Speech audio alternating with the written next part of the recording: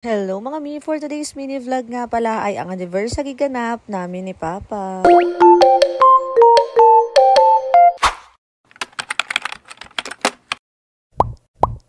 October 21, 2011, yan yung araw na naging magjowa kami ng Papa. Grabe mga mi, akalain nyo yun, pag ganun-ganun lang, pero 13 years na pala kami. Bali nung araw na to mga mi, wala sana kaming planong umalis dahil nga medyo hindi maganda na yung panahon. Pero itong si Papa nga yung nagpamilit na matagal na nga daw siyang kinukulit ni Kenji na makapag-playground. At mag-off nga rin daw siya ngayon, kaya sayang naman kung hindi nga daw kami lalabas. At dahil tulog pa nga si Kenji, eto dumaan na muna kami sa may dalu. Tumingin lang kasi ako ng phone dahil plano ko na rin sanang magpalit. At nakita ko nga tong presyo ng iPhone 16 Pro Max ay grabe mga mi, nakakalula. Wala pa silang available stock niyan dahil naka-pre-order pa din sila. Hanggang ngayon kasi hindi pa rin ako makapag-decide kung anong phone nga ang bibilhin ko. At itong lumang phone ko nga ay mapupunta kay Papa dahil nga paliti na yung kanyang cellphone. Madami nga palang naka-sale na toys dito, mabuti na nga lang at tulog pa to si Kenji. Mabuti na nga lang at nung magising siya, ayan, wala pa siya sa mood kaya nga hindi niya pinansin yung mga toys na yan. Tapos dumiretso kami dito sa may customer service. Kunin kasi namin ngayon yung copy ng birth certificate ni Kenji. Hanggang dito nga mga mi, ayan, at ayaw ngang humiwalay sa papa niya. Habang lumalaki talaga si Kenji, ayan, at mas lalo nga siyang nagiging makapapa. Medyo nadibago pa nga kami dyan sa birth certificate ni Kenji dahil nga ito lang yung walang second page. Yung kay Ate Ayesha kasi may second page pa dahil nga nung pinanganak si Ate Ayesha ay hindi pa kami kasal. Simula nga pala nung magkasakit si Kenji at nagsuka siya ay hindi na kami masyadong kumakain sa labas. Ngayon na lang kami ulit mag-order pero this time ay pizza lang. Dahil nga ang pakay lang naman talaga namin ngayong araw ay makapag-playground ito si Kenji. Nag-order nga lang pala kami dyan ng 2 boxes of pizza. Dahil nga ang plano sana namin, yung isang box ay ibibigay namin kala tatay. At dahil nga medyo matagal ang aming pag-aantay sa pizza, ay nauna na nga sila Papa na magpunta sa playground. Kaya lang pagdating nila doon, naalala niya na yung medyas niya nga pala ay nasa akin. Kaya naman ayan, at for the hintay nga ang mga person. Charit. Mabuti na nga lang talaga at behave itong si Kenji. Patingin-tingin na nga lang muna sila dyan sa mga naglalaro. Pero pag ganyan-ganyan lang yan si Kenji mga mi, inip na yan. Charit. Hayan nga, at kahit wala pa nga kami, tignan nyo, naghubad na nga siya ng sapatos niya. Dito nga pala yung naging libangan niya, yung paglipat-lipat ng paglalagay niya ng sapatos niya. At nung dumating na nga kami, ayan, at excited na nga siyang pumasok. Nag-CR lang si Papa saglit yan, kaya nga medyo naudlot pa ang kanyang pagpasok sa playground. At ito na nga